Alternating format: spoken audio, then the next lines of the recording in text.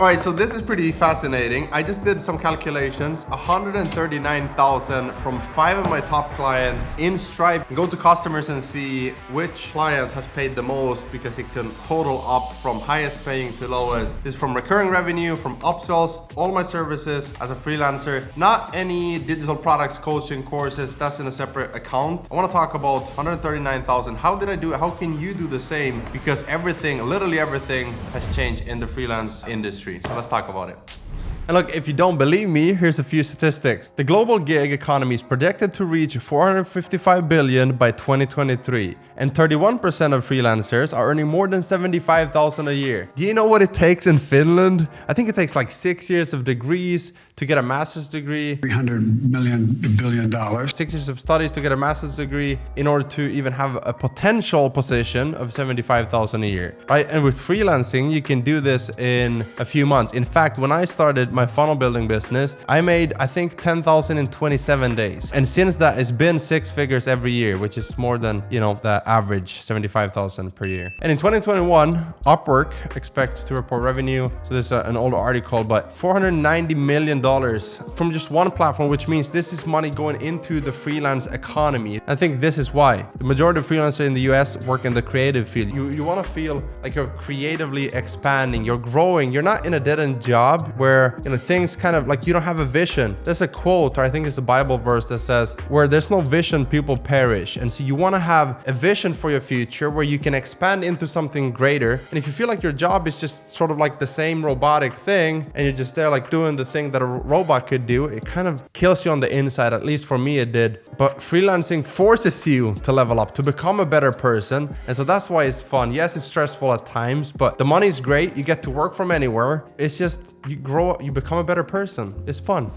Now, what I mean by this, that everything has changed in the freelancer industry. Well, number one, we'll go one by one. And the first thing is, where do you get clients? So I remember when I got started, most people were in Fiverr, Upwork, Freelancer, but that wasn't me. I wasn't a freelancer. I just wanted to help business owners, and I saw this is a growing trend and I can make money by serving these people. I could charge for my services and everything is profit because all I'm selling is my time, right? And so I didn't even want to compete. If you look at Fiverr, for example, you can see people have 5-star reviews and they have prices at $50, $150, and it's just like, I don't want to compete on price, I want to compete on competence. So why don't I build a personal brand instead? And so that's the biggest differentiator. Is it used to be that you had to have a Fiverr account, a Freelancer, Upwork, and now you can have a profile, a personal brand, and an audience, and you get to decide who do you want to work with, and you can reach out to them, they can reach out to you, which leads me to the next part. Where do you go to find these clients? Again, because you're not using those platforms.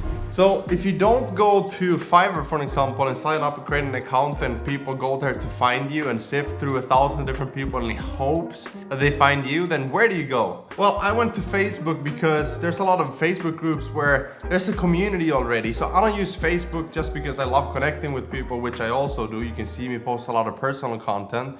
But I know that in a specific community around funnels, for an example, or specific community, a Facebook group around videos, there's gonna be a lot of passionate people who want to either learn or buy someone like a service and hire someone to do this for them. So I could just go there, and on Facebook you can have 5,000 friends. So you add these people, let's say, 50% of people you try to connect with, prove your friend request. Now you have, just do 10,000 over a few months, and then you have 5,000 Facebook friends, which, some of those won't be business owners, but a lot of them will. So now you even though you can't really decide what the rules are in a specific community, you can still get those people as friends, and then on your timeline, on your personal account, you can post whatever content you want. So that's where really we go into marketing, which is a separate video in and of itself. But you now have access to all these people, and you can start doing your personal brand building and your content building to get people to message you, and then you can start to communicate, which leads me to the next point, how you communicate with clients. Because I remember when I started, it was more of a corporate vibe to this entire industry, and the freelancing industry is huge. There's millions of freelancers out there, which, by the way, why haven't you started? Or maybe you have. Let me know in the comments if you have started already. If you are a freelancer, or maybe you're an agency owner, you've systemized your process and scaled. That's awesome too. But the way that people communicate back in the day was very formal. It was very much like, hello sir, like thank you for reaching out. I'm very pleasant to be able to, not pleasant, I'm very grateful to be able to serve you, and how can I help? And hats off, sir.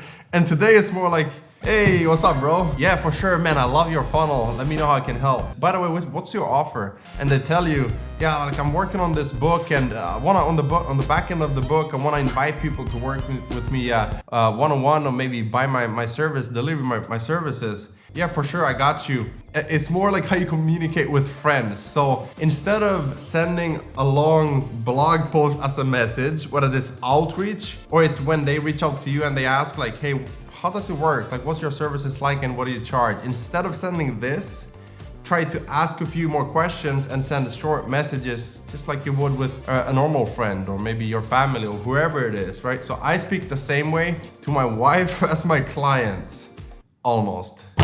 And that leads us to the final stages of the process, where you know how to find them, you know how to communicate with them. How do you close them and get the payment? And how do you collect the money and get it into your bank account? It used to be, again, kind of like I mentioned in the intro, you had to send an invoice, a PDF, they had to let it go through their approval process, and then they would wire you the money. It would take you a few bank days, and even worse so, back in the day, you would charge after you delivered the service, and that's a very old school thinking. Today, you want to protect yourself and you want to charge upfront. So my clients, even when I charge 10,000, it's upfront, which also makes you feel better about yourself. Like, people value me enough to pay me up front. That's awesome. I love this freelancing business now, right? So that's the first part, is closing people up front. And I have an entire DM closing script. I have recordings of me closing 5 different clients live. You can find that in Full-Time Funnel Designer if you want to see how I'm doing it and how I've been able to do this with like live recordings. But also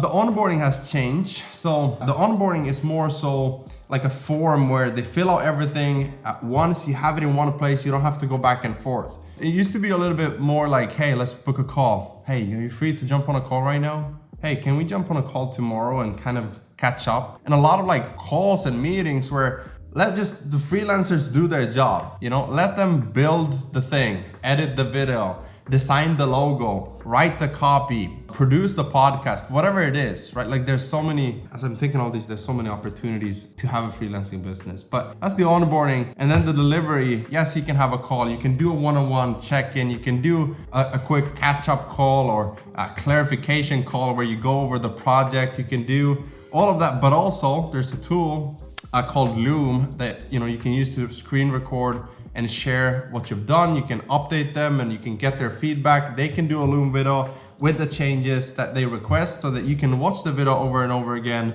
and make those changes. So man, has this industry changed a lot or what? It's a beautiful industry. I hope you get into it.